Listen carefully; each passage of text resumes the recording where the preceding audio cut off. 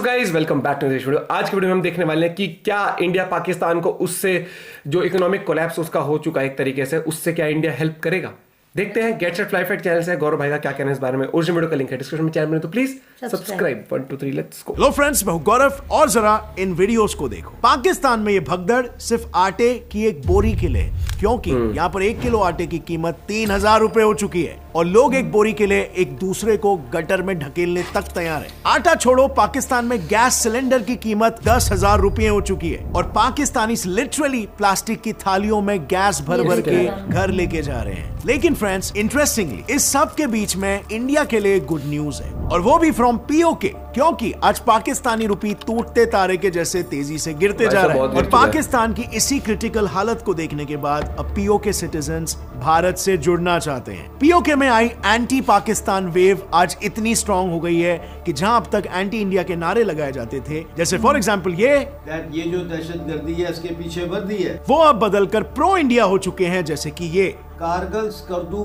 खोल दो, टूटे रिश्ते जोड़ दो। Well friends, PoK activist Amjad Ayub Mirza का ये कहना है कि पीओके में रहने वाले लोग जिस अम्बिलिकल कॉर्ड से पाकिस्तान के साथ जुड़े हुए थे वो अब पूरी तरीके से टूट चुका है और पीओके में अब ऐसी एक भी सिटी नहीं है जहां पर लोग सड़कों पर आकर पाकिस्तानी सरकार के अगेंस्ट प्रोटेस्ट नहीं कर रहे हो। एंड इट्स नो सरप्राइज, क्योंकि रिसेंटली पाकिस्तान ने पीओके रीजन में रातों रात आटे का दाम 1200 रुपए से बढ़ा दिया और साथ ही वहां पर स्थित आटे के डिपोज पर भी ताला लगा दिया। अब इसका रीजन शॉर्टेज था या फिर सरकार बचा खुचा माल पाकिस्तान मेनलैंड में यूटिलाइज करना चाहती थी, ये बता पाना मुश्किल है, पर इतना जरूर तय है कि पीओके वासियों को ये आटा हजम नहीं हो रहा है और पाकिस्तान अपनी गलतियों को समझ चुका है। अभी हाल ही में खुद पाकिस्तान के पीएम शहबाज शरीफ ने यह कहा कि पाकिस्तान ने इंडिया के साथ 3 जंगें लड़ी है, पर उसे बदले में बर्बादी, गरीबी और बेरोजगारी के अलावा और कुछ नहीं। और इसीलिए अब वो इंडिया के साथ बैठकर कश्मीर के मुद्दे को रिजॉल्व करना चाहते हैं। सो अब सवाल यह आता है कि क्या PoK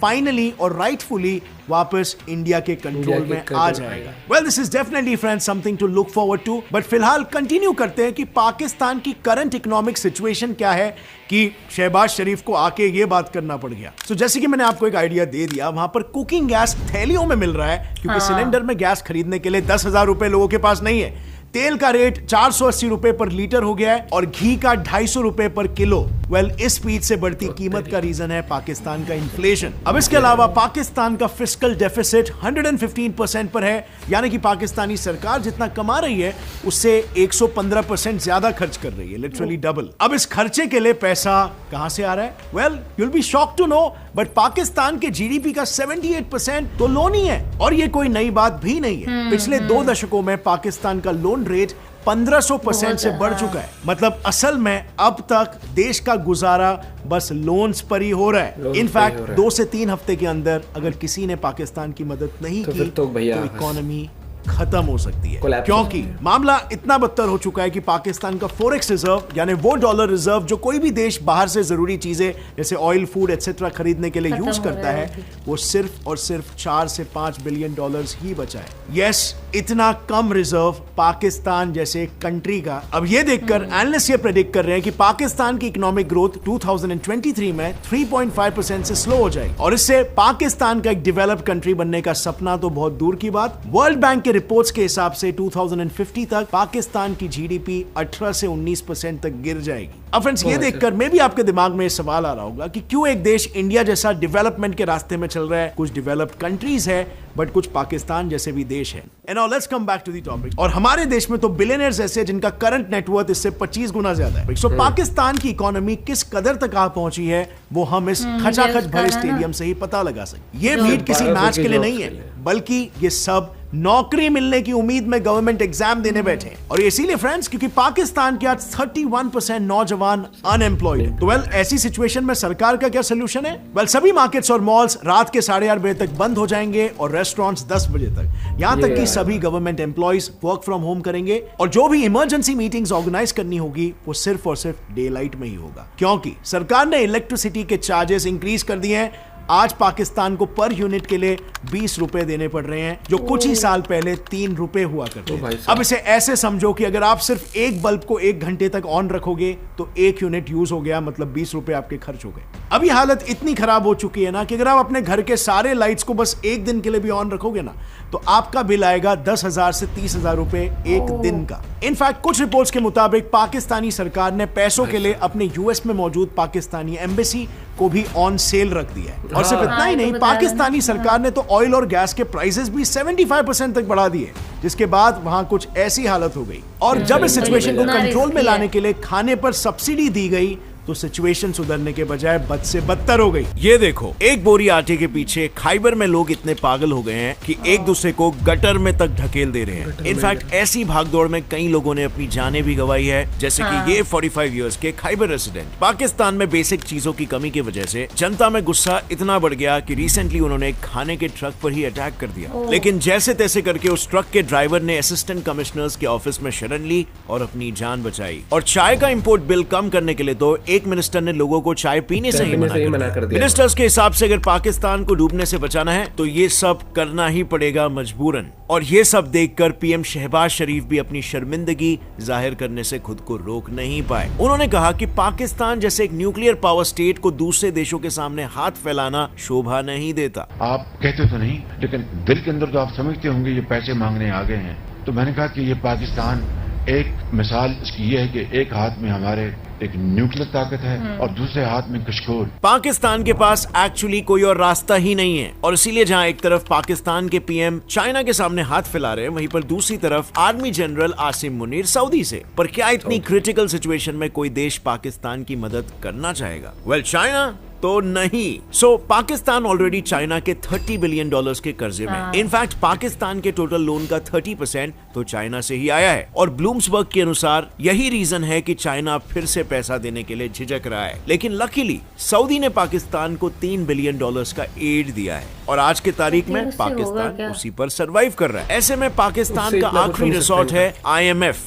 but did you know, Pakistan पिछले साल से ही IMF को हेल्प के लिए काफी रिक्वेस्ट कर रहा है, लेकिन पाकिस्तान को बार बार रिजेक्शन ही मिल रहा था। और ऐसा इसीलिए क्योंकि पाकिस्तान IMF की सभी शर्तों को फॉलो नहीं करना चाह रहा है। देखो, IMF से लोन लेने के लिए ना कुछ कंडीशंस को फॉलो करना पड़ता है, जिसमें ये सब आते हैं। बेसिकली सरकार को अपनी इनकम बढ़ानी होती है और खर्चा कम करना। पर पाकिस्तान की करंट सिचुएशन तो ऐसी है कि अगर उसने टैक्सेस बढ़ाए तो लोग भूखमरी से मर जाएंगे या सड़कों पर आकर आंदोलन करेंगे, और अगर नहीं बढ़ाए तो इकोनॉमी डूब जाएगी। इन शॉर्ट, पाकिस्तान का कोलैप्स इनएविटेबल है और पाकिस्तान के पास एक्चुअली इस सिचुएशन में कोई और रास्ता भी नहीं है। और इसीलिए state minister for finance Ayesha Ghosh Pasha के हिसाब से पाकिस्तान IMF के कंडीशंस को पूरा करने के लिए अब तैयार है। पर ताजुब की बात तो ये है फ्रेंड्स कि जो इकोनॉमी कुछ सालों पहले तक काफी डिसेंट कर रही थी और अच्छी गति से ग्रो भी हो रही थी, वो अचानक से ऐसे क्राइसिस में कैसे आ गई? वेल, इसके पीछे के one of the main reasons में से एक है फ्लड्स। जून 2022 से लेकर अक्टूबर 2022 तक लगातार 4 महीने पाकिस्तान में भीषण बाढ़ आ रही थी, जिस वजह से इकोनॉमी को $30 बिलियन